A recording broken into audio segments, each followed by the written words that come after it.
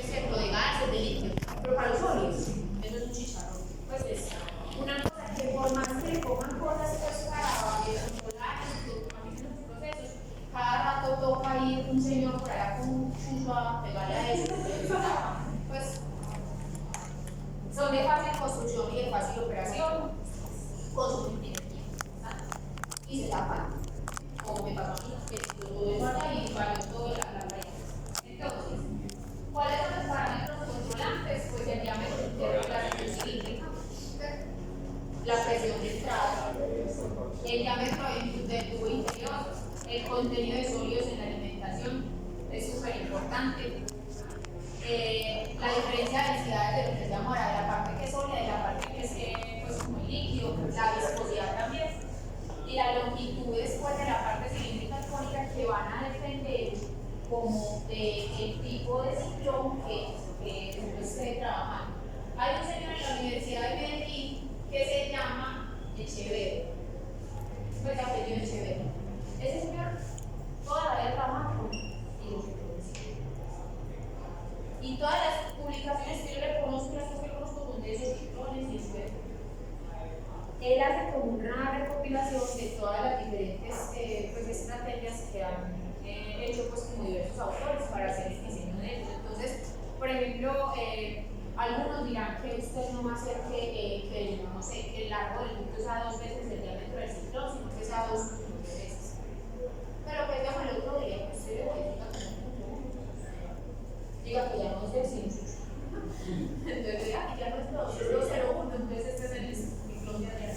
Pues una cosa, pues han hecho que es lo que sí, mentira, no, digamos eso que es mentira. O sea, realmente sí, pues funcionan y presentan pues como unas mejoras en ciertos rangos de separación, porque ¿qué pasa? No todas las geometrías, pues todas esas disposiciones pues de relacionamiento espacial pues para hacer el diseño funcionan pues como para todas las cosas. Hay unas a las que les funcionan mal, los otros. Entonces, ¿dónde usted puede aplicar esos hidrociclones donde se nota? Pues donde son más comúnmente vistos en el deslamado, pues en el lavado, que es cuando se tiene que eliminar partículas finas. Y el producto útil es pues como en una descarga frontal, cuando tiene que refinar, y entonces ahí la eliminación de partículas gruesas por la descarga y el producto útil es el que reduce por el de arriba. Cuando se tiene que espesar, cuando se tiene que ir espesando, también se utiliza mucho porque se va haciendo una reducción como al contenido de agua. Entonces, ¿qué pasa? Muchas veces le sacan eso es como todo un proceso, sacan una parte considerable de agua. Es posible que después de eso, a donde caigan, lo pongan, por ejemplo, en un sedimentador. El sedimentador termina de dejar que entonces se vaya pues como concentrando más la parte sólida. Esa parte que va quedando húmeda la pasan, por ejemplo, por un filtro centrífugo y le quitan otra parte de agua, por una centrífuga, como la de la lavadora. Y después de lo que queda, lo pasan, por ejemplo, por un filtro presa. ¿Han visto los filtropresas? Que son unos acordeones. Eso empieza entonces a apretar y empieza a sacar como el agua y quedan unas tortas que ustedes van a ver eso pues como la filtración y quedan pues como las tortas que ya son el producto final. Pero eso pues cada vez le va quitando pues como un poquito pues como de agua. En la clasificación. Esa es una pregunta. Cuando uno digamos va a hacer esos procesos de molienda y de separación y digamos mi producto de interés es una partícula pequeña y usan agua, yo cómo hago para que eso quede en polvo, porque cuando está en agua, ¿cierto? Tiende a hacer como aglomerarse nuevamente, ¿cierto? Entonces, ¿cómo se hace ese proceso para volverlo polvo?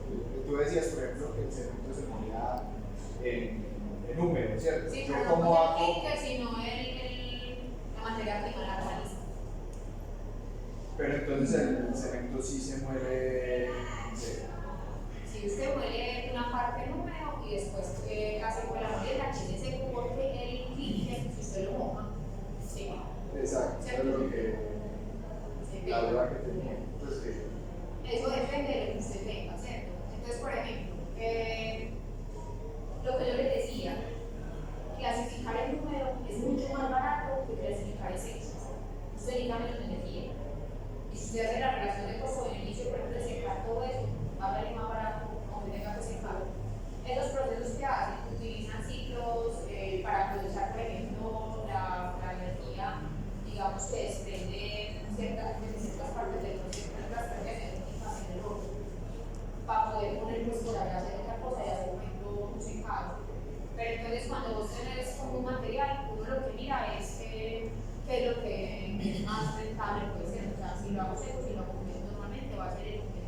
Después van a tener, para ese número hay que agregarle entonces agentes modificadores biológicos. Esos modificadores biológicos no pueden interferir como en la estructura química de su producto, sino que tiene que ser una cosa que usted después vaya a volar y le pueda quitar eso. ¿Cierto? Le pueda quitar pues como toda esa parte. Entonces normalmente surfactantes, preservativos, cosas que hacen que se moje. Porque usted ha visto qué pasa con un polvo cuando uno lo echa en agua, que se queda bien seguro. Y aunque usted lo vea, usted por ahí encuentra un poco de grumos que nunca se tomaron. O sea, por la medición superficial, usted tiene que usarle para poder que ellos todos estén empapados pues como todo naturalmente. Y usted puede hacer pues como ese proceso de molienda. Cuando se alcanza el tamaño de partícula que usted quiere, entonces eso sale pues a un clasificador, al que usted quiere, ¿cierto? Al que le sirva su proceso. Puede ser una batería de hidrociclones, ¿cierto? O sea, primero uno, después otro, van haciendo los mismos de ese proceso. Puede que usted diga, no, yo voy a pasarlo, no sé, por un filtro centrífugo de una vez, entonces para ¿cierto? Pero normalmente hay que hacer pues como varias etapas para usted poder ir disminuyendo la humedad de ese producto, porque normalmente los productos que usted pues uno muele se venden secos. Es muy poquito lo que se vende así. Ustedes han visto el estuco que venden en una bolsita. Ese, por ejemplo, tiene esa particularidad. Esas lechadas, esas cosas se venden así, pero las otras cosas se venden en seco. Entonces hay que empezar a hacer todo ese proceso. Muchas veces dejan que las cosas le quitan, por ejemplo, porcentaje de humedad y después lo ponen, por ejemplo, o lo ponen en secadores, y hay unos que son secadores muy artesanales, que son por ejemplo secadores de pasto abierto, que realmente es que en la zona donde no ponen por ejemplo las cosas al aire libre y eso se va a secar. Así por ejemplo es que la mayoría de los materiales de construcción, porque es que no es rentable usted pone que así todo va a secar, por ejemplo arena. Sí, o sea, entonces ya somos pero tres. siempre va pues como a depender como del grosero, pero usted sí lo puede hacer pues como si el fraccionamiento, porque usted clasifica pues la masa en dos fracciones, aquí pasa lo mismo que pasa en el tamizado, lo que les decía, a usted le interesa una cosa o la otra. Normalmente no está difícil que no le interesen las dos cosas, a usted le importa una cosa o la otra. La concentración, ¿cierto? Entonces, ¿qué tanto pues voy a tener yo de todas estas otras cosas que necesito para yo poder, digamos, modificar biológicamente eso, ¿cierto? Y los circuitos cerrados de molienda, que es como lo que nosotros más vamos a encontrar y que nos va pues, como a interesar. La diferencia entonces de los hidrociclones, esta curva es diferente a la otra. La otra es una curva donde relacionamos en el eje X el diámetro de partícula y el diámetro del ciclón. En esta usted relaciona el diámetro de partícula común y corriente con la eficiencia de captación. Y sigue siendo o se maneja la misma cosa de la otra. O sea, el de 50 es el diámetro de 100, 50% de probabilidad de irse por arriba o de irse por debajo. La capacidad está dada por esa ecuación, donde el caudal le va a dar en metros cúbicos por hora, el diámetro de circularidad en milímetros y la presión de trabajo en kilopascales. Y el tamaño del corte o el diámetro del corte está dada en términos de esto y me va a parar bolas al campo. Porque esto lo tiene que hacer en la asignación. Esa viscosidad es la viscosidad de esa pulpa.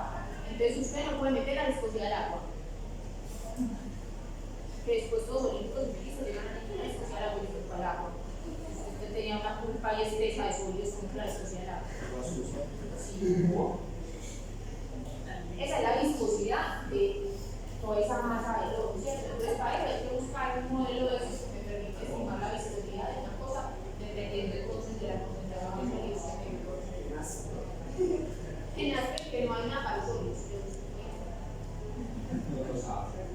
Pero no, la cosa de Aspen es muy malita para sólidos. Sí. Bueno, tiene... ¿Por cuál recomiendo? Eso es parte de su trabajo. Para que después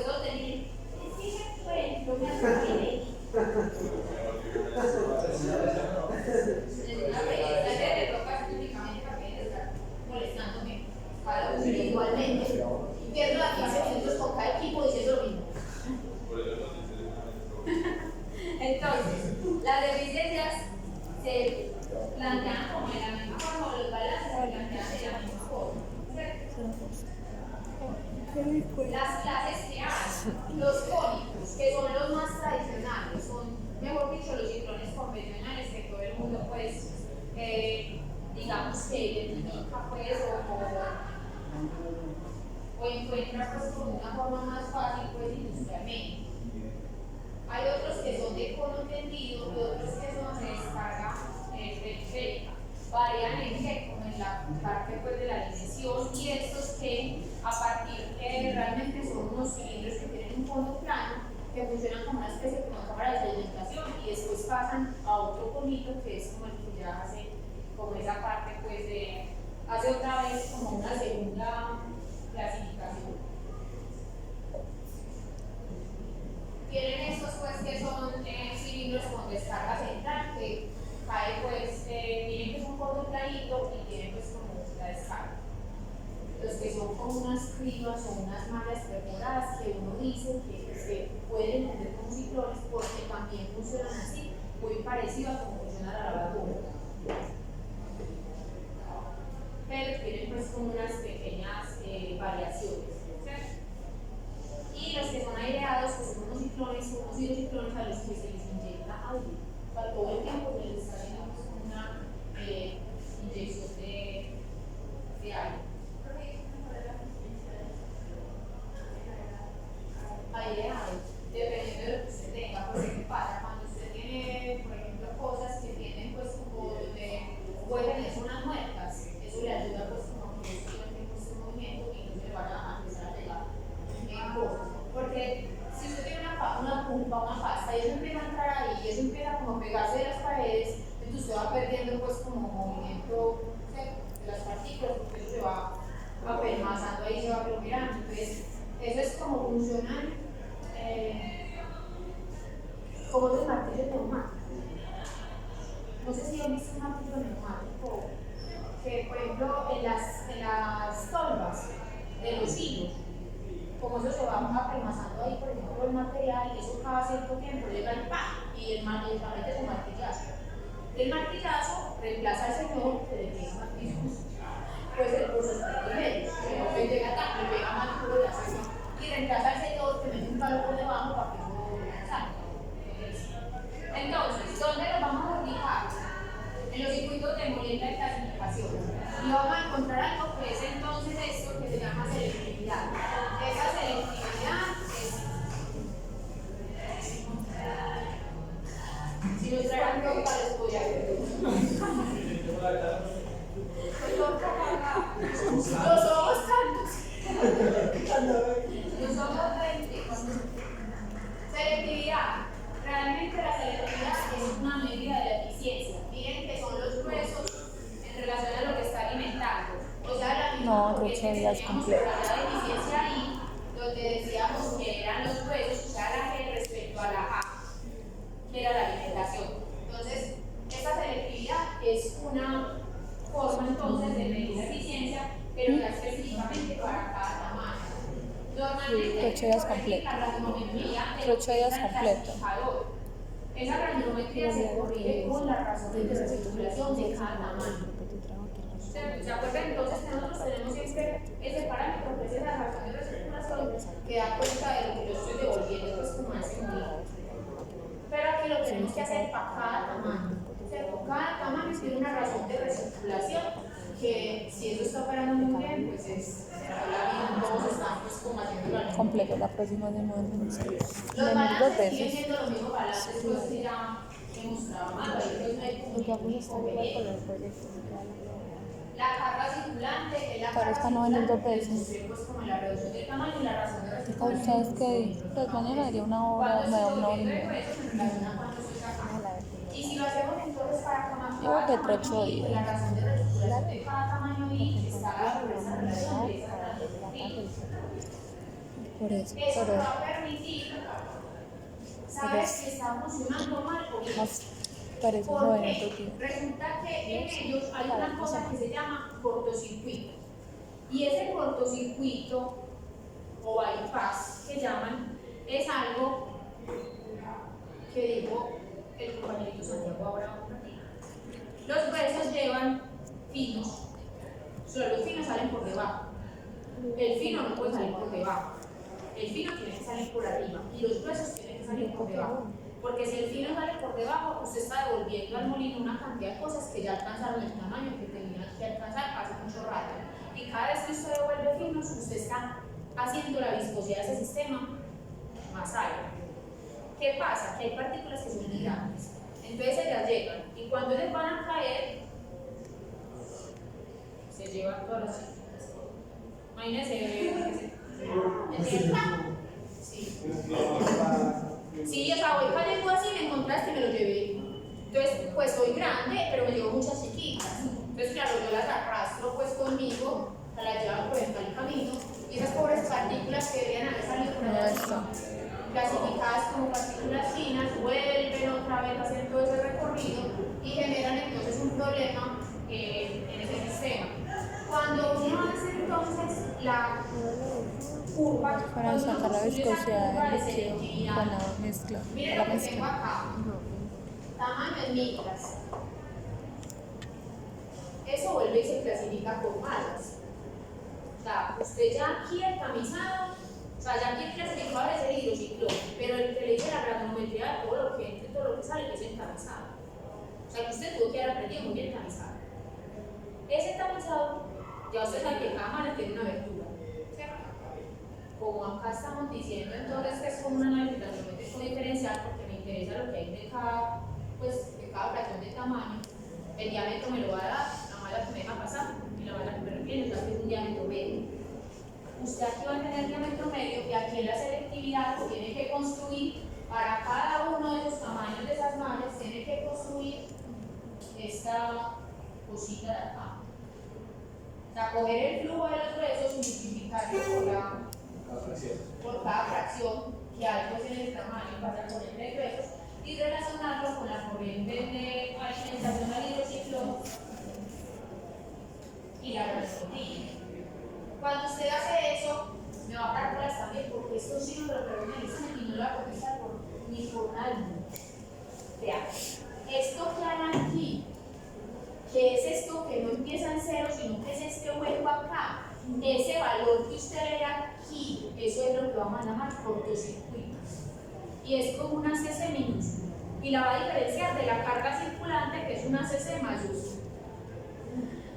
Ese cortocircuito yo lo necesito porque yo tengo que normalizar esa clasificación y restarle como eso.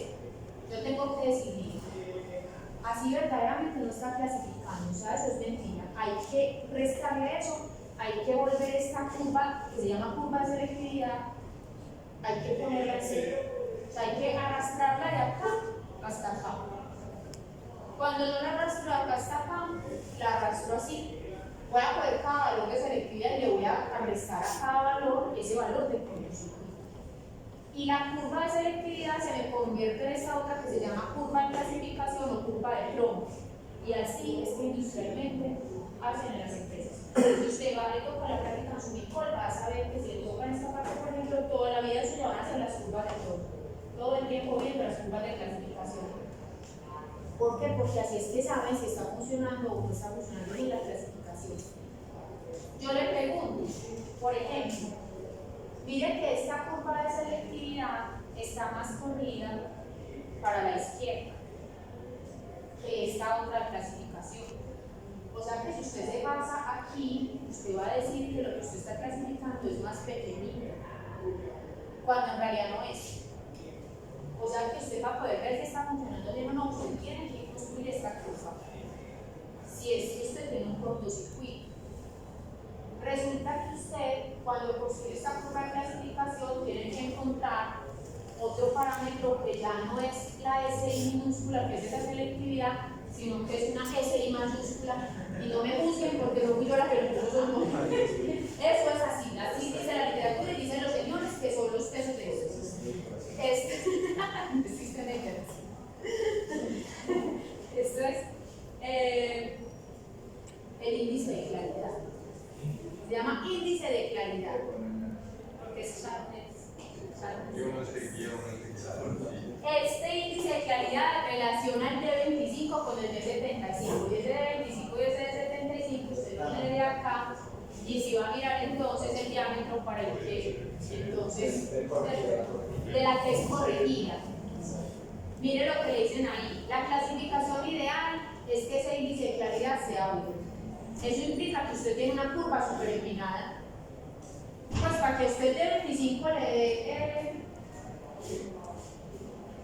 muy parecido. Para que usted diga, vea, es que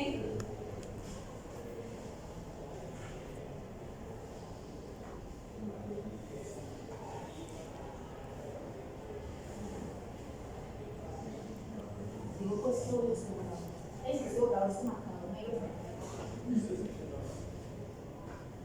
Pero a subir en el otro de fotografía. Mire que usted va a tener aquí lo que es, ya digamos que usted corrigió el cortocircuito. Usted aquí entonces construyó su curva, que es su curva de clasificación. Y la hace contrariar. ¿Cierto? Ya sabe que se hace contrariamente verde. Si usted tiene una cosa que es así, muy empinada, muy bonita, pongamos que este sea de 50, de 75, de 5, de 25 y acá de 6. Mire que si usted viene acá y lee este de 25 y usted viene acá y lee este de 75, son prácticamente lo mismo. Mientras más cerquita estén, es porque usted realmente está haciendo una separación maravillosa y está haciendo lo que nos dijeron por allá atrás en la molienda, manteniendo la curva superempinada. Pero la vida real es un paso, no se imaginan que es un paso. Entonces, en la vida real, las son así amplias y este de 25 y este de 75 están más alejados. ¿Qué pasa? Pues si ya usted tiene una cosa que le da 0, pues si le da una cosa, si usted tiene una cosa que se le aproxima mucho a 0 o está muy bajita, usted no está clasificando. Usted lo que tiene es como un equipo que funciona como una T, pues como una tubería de una T. Llega ante el flujo y lo parte en dos, pero clasificando no está. Entonces uno lo que busca es que ese índice de claridad sea lo más alto posible. Lo más alto es que si a usted le da, por ejemplo, 0.6 o 0.7, 6 para eso. Voy por ver también. Porque es difícil obtener pues como curvas tan estrechas cotidianas, empinadas. Hay muchas formas y muchas disposiciones. Yo siempre les pongo pues la más convencional, que es un molino, después un ciclón. Pero usted puede tener, por ejemplo, que entra primero pues al ciclón, se sale acá, los presos salen y se mueren, este filo sale por acá y por acá. Puede tener esto, pues, este arreglo, o sea, puede tener muchos arreglos. Pero todos los que usted quiera. ¿Qué tiene que considerar usted a la hora de hacer la operación? Ya casi les digo lo de las cosas de las bolas porque un momento, no presiono. Operación, la abrasión, el bloqueo de la descarga, pues que ya sabemos que se tapa. ¿Por qué uso yo no pastureo? Mismo miel. ¿Por qué será mejor o cuál será la diferencia entre ponerlos en serie y ponerlo en paralelo? Pues primero que usted por asociación lo hacemos pues con el resto.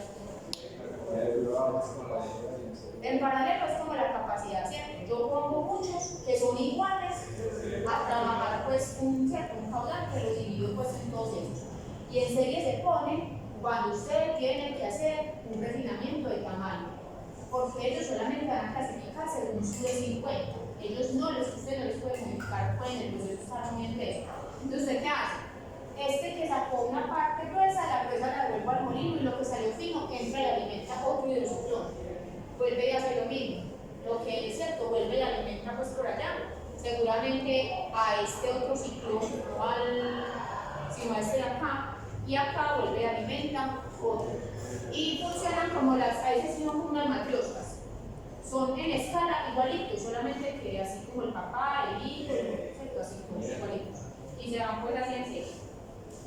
Entonces, por eso cuando estemos haciendo el taller, usted se va a dar cuenta que cuando hacemos escalado con número de Euler y con el número de stock 50, nosotros lo que podemos hacer ahí es determinar el número de ciclones que son iguales para tratar un determinado caudal. Si usted ya tiene que hacerlo para ciclones en serie, necesitaría un número de Euler y un stock 50 para cada uno de esos tamaños pues, de ciclones que va a tener. ¿Listo? Entonces, esto es como lo que yo les quería mostrar. Tienes que decir, Paco, mira, La frase. y la frase la de la toda la vida. Todo mira.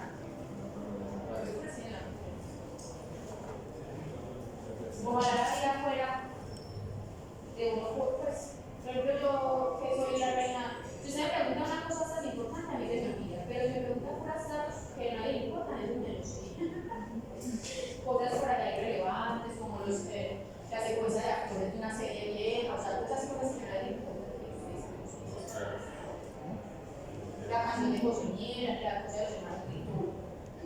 Pero si usted me pregunta, ¿cómo? Es que RBD es como más político. O sea, cuando las RBD era como los que están ahí, como en fila atrás de mí. Entonces a mí me parece que RBD era como mi hermanita que está como en los 30 de años. Yo ya, no, yo era ni para mí. ¿Qué te pasa? Ya, RBD. Claro que se regalar una boleta a la vez. No, así pues que yo tengo que regalar una pasada. Pero no me gusta. Pero es que yo también me farmacia. Tengo que. Pero me duele el tipo. ¿Qué dijo? El de Ricky Farmacia. ¿El qué? Al de Ricky Farmacia. Al concierto de Farmacia. El de Revenue, el de Ricky Farmacia. Ah, es viejísimo. Yo tenía un mes en que escuchar de esa manera. Creo que ya lo puede. Ya. Sí, ya terminó la